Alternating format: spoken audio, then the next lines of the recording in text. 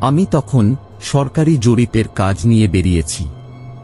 পেশাগত কারণে প্রায়ই বিভিন্ন জায়গায় যেতে হয়। একা একা রাত কাটাতে হয় অজানা সব জায়গায়। তেমনই এক কাজে আমাকে যেতে হয়েছিল বর্ধমান জেলার এক প্রত্যন্ত গ্রাম মধুতটি। জায়গাটা মূল রাস্তা থেকে বেশ ভেতরে। চারপাশে বিস্তীর্ণ ফাঁকা মাঠ আর শালসেগুনের জঙ্গল। কাজের সুবিধার জন্য আমাকে ওই গ্রামের পুরনো ডাক বাংলোতে থাকতে হয়েছিল। গ্রামের লোকেরা আমাকে সেখানে থাকতে বারণ করেছিল। তাদের মুখের ভাষা ও চোখে ভয়ের ছাপ স্পষ্ট ছিল। তারা বলল, সাহেব, ওই বাংলোয় রাতে থাকা ঠিক হবে না, সেখানে অভিশাপ লেগে আছে। রাত হলে অনেকেই কান্নার আওয়াজ শুনেছে। দরজায় কেউ টোকা দেয়, আলো নিভে যায় হঠাৎ। অনেক সময় রাতের অন্ধকারে ছাদের উপর থেকে কারো পায়ের আওয়াজ পাওয়া যায়, যেন কেউ ধীরে ধীরে হাঁটছে। অনেকে জানালার কাঁচে হাতের ছাপ দেখেছে, অথচ আশেপাশে কেউ ছিল না। আমি এসব কুসংস্কার মনে করলাম। শহরে জন্মেছি, ভূতের ভয়কে কল্পনা বলেই জানি। তাই গ্রামের মানুষদের কথা আমলে না নিয়ে ব্যাগ হাতে ডাক বাংলোয় চলে গেলাম। জায়গাটা বাইরে থেকে যতটা সুন্দর, ভেতরে ঢুকলে ততটাই অদ্ভুত। পুরনো কাঠের মেঝে, দেওয়ালের পলেস্তারা খসে পড়েছে, জানালার পাল্লাগুলো অর্ধভাঙা। একটা ঘর বেছে নিয়ে ব্যাগ নামালাম। সন্ধ্যা ঘনিয়ে এলো, বাতাসে একটা অদ্ভুত গন্ধ ভাসতে লাগল, যেন পোড়া কাঠ আর বৃষ্টির মিশ্র গন্ধ। রাত বাড়ল, আমি শুয়ে পড়লাম। ঘড়িতে তখন রাত প্রায় 1টা।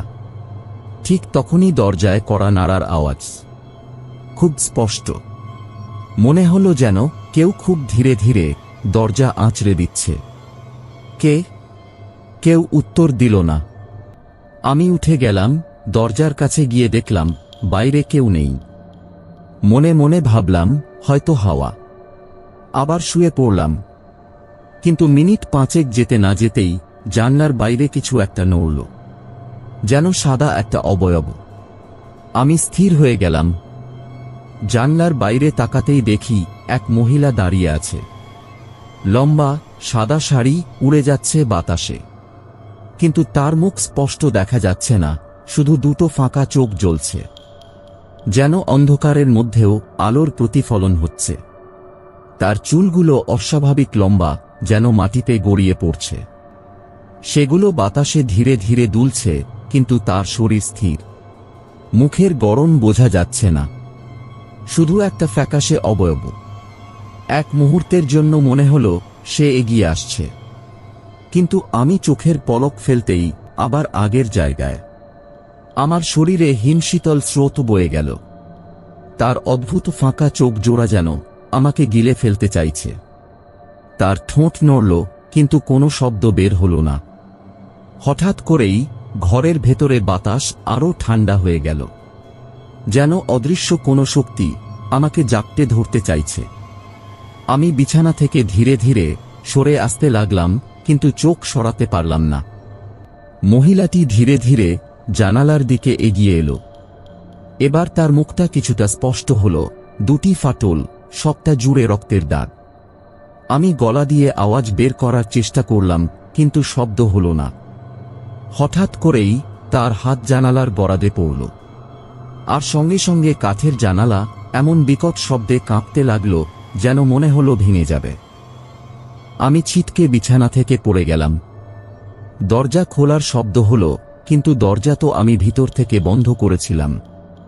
এরপর আমি কিছুই মনে করতে পারি না। জ্ঞান ফিরল সকালে, দরজাটা অক্ষত ছিল, জানালাও আগের মতোই বন্ধ, কিন্তু মেঝেতে এক জোড়া পায়ের ছাপ। গা শিরশির করে উঠল। বাইরে বেরিয়ে দেখি গ্রামের কিছু মানুষ দাঁড়িয়ে আছে। তাদের মধ্যে একজন বৃদ্ধ সামনে এগিয়ে এসে বললেন, আপনি বেঁচে গেছেন সাহেব, ও আপনাকে ছেড়ে দিয়েছে। আমি হতভম্ব হয়ে বৃদ্ধের দিকে তাকালাম।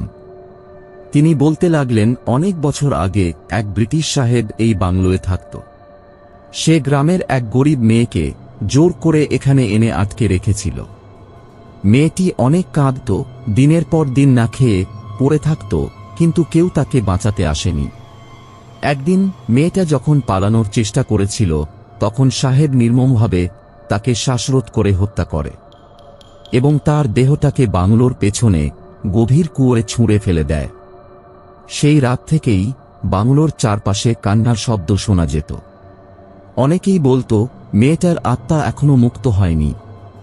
প্রতি পূর্ণিমার রাতে তার ছায়ামূর্তি বাংলোর বারান্দায় দেখা যায়, আর গভীর রাতে কেউ যদি ওখানে থাকে তাহলে সে শুনতে পায় দরজার বাইরে ফিসফিসানি, আমাকে মুক্তি দাও।